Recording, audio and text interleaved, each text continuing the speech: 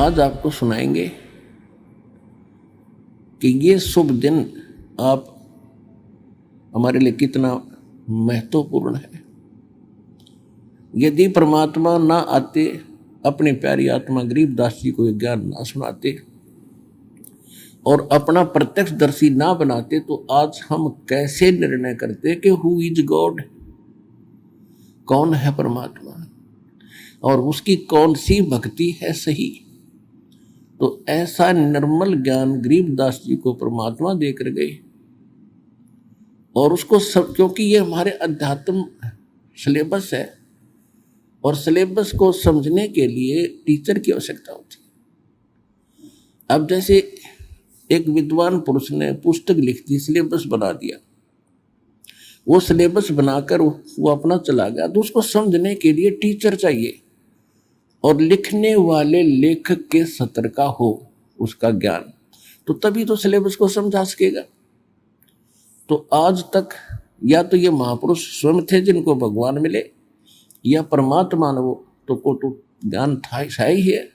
उसके बाद इस दास पर दया करी है, ये आध्यात्मिक टीचर विश्व में आपके लिए तैयार करके भेजा है। पूरे विश्व का उद्धार होगा, क्योंकि सबको भगवान की आवश्यकता है। अब हम हिंदू किस लिए कहलाए? परमात्मा की भक्ति के लिए हमने न्यारा नाम रखना पड़ा हिंदू। और ईसाई किस आधार से बने? ईसा जी एक धार्मिक व्यक्ति थे और उन्होंने जो अध्यात्म लेक्चर दिए, ज्ञान दिया, उसके आधार से अन्य साधनाएं छोड़कर उसके अनुयायी बन गए। तो परमात्मा के लिए ही हम अलग से ग्रुप बनते चले गए। उन्हीं में से फिर मुसलमान बने, क्योंकि उस समय यहूदियों में, ईसाइयों में वो भक्ति नहीं रही थी जो ईसा जी निर्देश कर गए थे। तो हजरत मोहम्मद जी के ने जो ज्ञान दिया, जैसा भी उसको प्राप्त था, तो उससे हटकर और कुछ ठीक था, तो हम फिर मुसलमान बने। उसके बाद फिर सिख बने। तो किस लिए बने? हम परमात्मा के लिए ही बढ़ते चले गए। अब हम परमात्मा के लिए ही फिर इकट्ठे होंगे। अब पूरे विश्व को पता चलेगा कि कौन है परमात्मा और क्या है उसकी वास्तविक पूजा। तो सबको भगवान की आवश्यकता है। चाहे कसाई भी है, उसकी भी आत्मा कभी ना कभी अवश्य भगवान की तरफ आकर्षित होती है। और अन्य का तो कहना ही क्या, चाहे आज को कितना अपने आप को नास्तिक मान बैठा है, जब उसको ये ज्ञान होगा तो विवश होना पड़ेगा। अब नास्तिक क्यों हुए? नास्तिक ऐसे हो गए कि जो साधनाएं हम करते रहे और जिन गुरुओं के पास हमारे पूर्वज जाते रहे, वो उनको साधनाएं भी और जंतर मंत्र भी और दान धर्म की सारी शिक्षा देते करवाते रहे। उनको फिर भी कष्ट पे कष्ट आते रहे, क्योंकि वो साधनाएं शास्त्र विधि त्यागकर मनमाना आचरण था, जिस कारण से धीरे धीरे ये होने लगा कि भगवान कहीं नहीं है। क्योंकि भगवान से मिलने वाली राहत हमें विधि मिली है कोई नहीं। अब जैसे बिजली के गुणों में लिखा है कि पंखे चलाती है, पानी निकाल देती है, अंधेरे को उजाले में बदल देती है। और जिस किसी ने कनेक्शन गलत ले रखा हो, किसी नकली था, फिटिंग भी करवा रखी है, सभी पंखे और ट्यूब भी लगा रखी है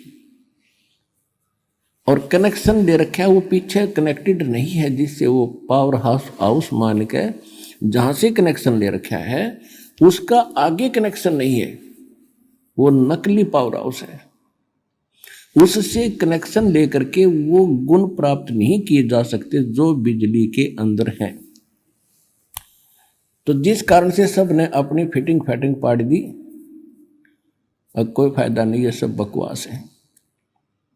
तो बिजली के गुण तो उस दिन भी वही थे, आज भी वही है, और इसी प्रकार परमात्मा के गुण पहले भी वही थे, आज भी वही हैं। ये जितने भी संत वर्तमान के हैं, इनके पास वो कनेक्शन नहीं है, उस पार वो उस परमात्मा से कनेक्टेड नहीं है, उनकी उस परमात्मा की पावर उनके पास नहीं है। एक संत जो है चलता फिरता पावर हाउस होता है, और पावर हाउस के अंदर थर्मल प्लांट से कनेक्शन होता है। तो उस पावर हाउस से जो कनेक्शन लेता है तो सबके वो काम बिजली करती है, यदि वो रेगुलर उनका बिल भरता रहेगा, जो बिजली के गुणों में हम सुना करते थे। ठीक इसी प्रकार ये जितने भी वर्तमान में संत थे, आज वो कितने महिमा वाले आपने दिखते हो, और चाहे उनके भले करोड़ों उनके शिष्य हों, वह शिष्य क्या, शिष्य तो उनको देवता मानकर बैठ गए आंख बंद करके, उनको खुद मालूम नहीं तुम कर क्या रहे हो। तो उनको जो उनके पास वो कनेक्शन नहीं है थर्मल प्लांट से, यानी पूर्ण परमात्मा से, जिस कारण से सभी वो साधना भी करते दिखते हैं पर लाभ कति नहीं। आप यहाँ इंटरव्यू भक्तों का अनुभव सुनते हो, वो रोते हैं कि 30 वर्ष खो दिए राधा स्वामी ने, कोई कहता 20 वर्ष खो दिए निरंकारी में, कोई कहता 25 वर्ष खो दिए धन सतगुरु में, सब कुछ लुट पिट गया।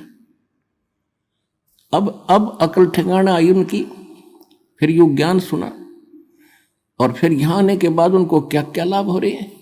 वहाँ कनेक्शन नहीं था, यहाँ उस थर्मल प्लांट से उस पूर्ण परमात्मा से इस दास के पास कनेक्शन है। चलता फिरता पावर हाउस है संत रामपाल। ये दास रामपाल उस परमात्मा का पावर हाउस है। शक्ति कबीर परमात्मा की आ रही है, और जो इस दास से कनेक्शन लेगा, उपदेश लेगा, उसको सर्व लाभ प्राप्त होंगे, जो भगवान के गुणों में हम पढ़ते सुनते आए हैं।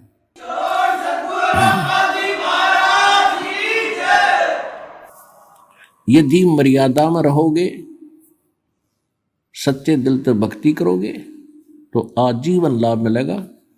आप सुखी होगे, आपके परिवार सुखी होगा, 101 पीढ़ी पार होगी आपकी। लिख लेना वैसे कितने कौन है, 101 पीढ़ी पार।